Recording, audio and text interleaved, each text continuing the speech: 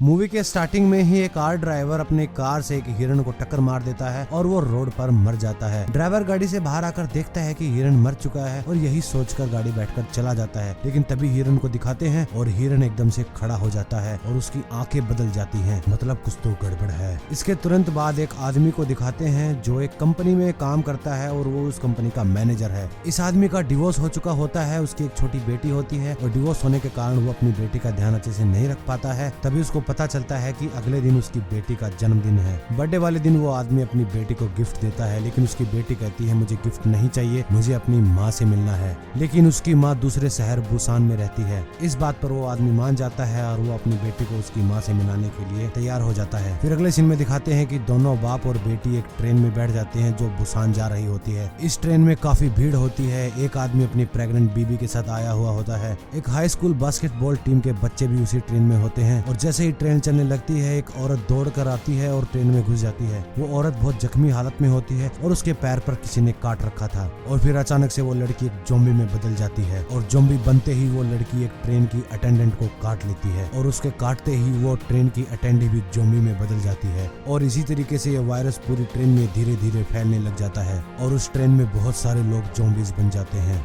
फिर ट्रेन के बाकी बचे पैसेंजर्स जो ज़ॉम्बी नहीं बने हैं वो ट्रेन के दूसरे डब्बे में आ जाते हैं जहां पर अभी ये इन्फेक्शन नहीं फैला हुआ होता है। फिर ट्रेन के टीवी में एक टेलीकास्ट होता है जहां पर दिखाया जाता है कि ये इन्फेक्शन केवल ट्रेन में ही नहीं बल्कि पूरे शहर में फैल चुका है और आधे से ज्यादा लोग ज़ॉम्बीज बन चुके हैं। फिर वो ट्रेन एक स्टेशन पे जाके रुकती है जहाँ पे सब कुछ सुनसान होता है। तो ट्रेन के पैसेंजर सोचते हैं कि यहाँ पे ये वायरस नहीं फैला है और वो ट्रेन से बाहर आते हैं। तभी देखते हैं कि यहाँ पर भी ये वायरस फैला हुआ है और यहाँ पर भी बहुत सारे ज़ॉम्बीज घूम रहे हैं। ये देखकर पैसेंजर्स वापस ट्रेन की तरफ भागते हैं और भागा दौड़ी में सभी अलग अलग डब्बों में बंद हो जाते हैं। तभी ट्रेन चलाने वाला पायलट कहता है कि इस ट्रेन को बुसान ले जाते हैं, वहाँ पर ये वायरस अभी तक नहीं फैला हुआ है। और फिर दिखाते हैं कि वो आदमी जो कंपनी का मैनेजर होता है और वो दूसरा आदमी जो अपनी प्रेग्नेंट बीबी के साथ ट्रेन में चढ़ता है और 2-3 खिलाड़ी उस बास्केटबॉल टीम से भी होते हैं। ये सभी लोग ट्रेन के एक डिब्बे में बंद हो जाते हैं जिसमें ज़ॉम्बीज पहले से ही होते हैं। फिर ये सभी लोग ज़ॉम्बी से लड़ते हुए ट्रेन के अगले वाले डिब्बे में जाने की कोशिश करते हैं जहां पर ज़ॉम्बीज नहीं होते और उस आगे वाले डब्बे में कुछ लोग होते हैं जो अभी तक इन्फेक्टेड नहीं हुए होते हैं। लेकिन उनमें से एक आदमी जो बूढ़ा होता है वो इन 6 लोगों को अंदर आने नहीं देता क्योंकि वो सोचता है कि ये लोग भी इन्फेक्टेड हैं और इसीलिए वो बाकी के पैसेंजर्स को भी भड़का देता है।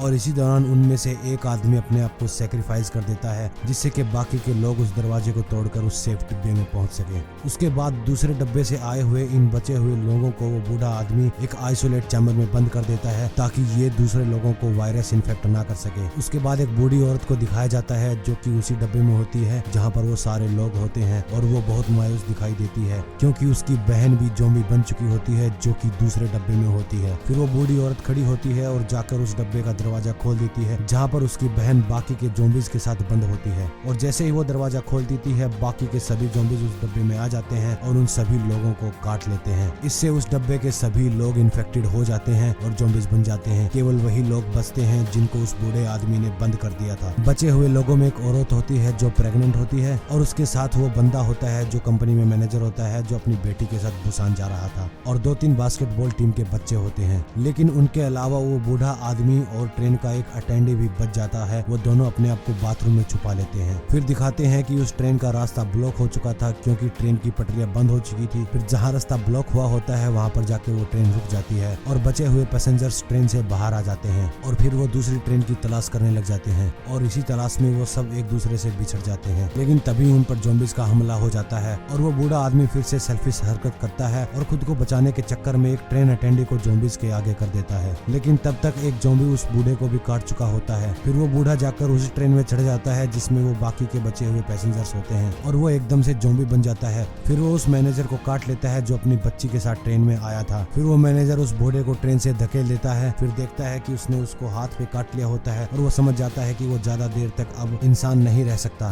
ये सोचकर वो अपनी बेटी को और उस प्रेग्नेंट औरत को इंजन वाले कैबिन में बंद कर देता है। फिर वो मैनेजर धीरे धीरे ज़ॉम्बी में बदलने लगता है और जैसे ही ज़ॉम्बी में बदलता है वो ट्रेन से कूदकर अपनी जान दे देता है। फिर वो ट्रेन बुसान शहर जाके रुक जाती है जहाँ पर बहुत सारे ज़ॉम्बीज की लाश पड़ी होती है और एक टनल दिखाई देता है। उस टनल में काफी अंधेरा होता है और तभी दिखाते हैं कि उस टनल के आगे कुछ सोल्जर्स उस एरिया को प्रोटेक्ट कर रहे हैं ताकि उस एरिया में ज़ॉम्बीज एंटर ना कर सके, मतलब कि वो एक सेफ जोन होता है। फिर वो प्रेग्नेंट औरत और छोटी बच्ची टनल में एंटर करते हैं। फिर सोल्जर्स देखते हैं कि टनल से कोई आ रहा है और वो सोचते हैं कि ये दोनों ज़ॉम्बी है, और वो जैसे ही उन दोनों को गोली मारने वाले होते हैं तभी वो छोटी बच्ची गाना गाने लग जाती है, क्योंकि उसे अंधेरे से डर लग रहा होता है और उसके पापा ने उसको सिखाया था कि बेटा जब भी तुम्हें अंधेरे से डर लगे तो तुम गाना गाना स्टार्ट कर देना। और फिर उस बच्ची के गाने को सुनकर वो सोल्जर समझ जाते हैं कि ये दोनों ज़ॉम्बीज नहीं है। फिर सोल्जर्स उनको अपने सेफ जोन में ले आते हैं और यहीं पे मूवी खत्म हो जाती है। इस मूवी का नाम है ट्रेन टू बुसान और ये मूवी रिलीज होने के बाद काफी चर्चा में रही थी। अगर आपको इस मूवी को देखना है तो आप नेटफ्लिक्स पर देख सकते हैं। बाकी आपको आज की कहानी कैसी लगी हमें कमेंट बॉक्स में जरूर बताना, और अगर आपको हमारी वीडियो अच्छी लगी हो तो वीडियो को लाइक जरूर करना, चैनल पर नए हैं तो चैनल को करना सब्सक्राइब, और मैं आपसे मिलता हूँ बहुत जल्द किसी ऐसी ही कहानी के साथ। तब तक जय हिंद।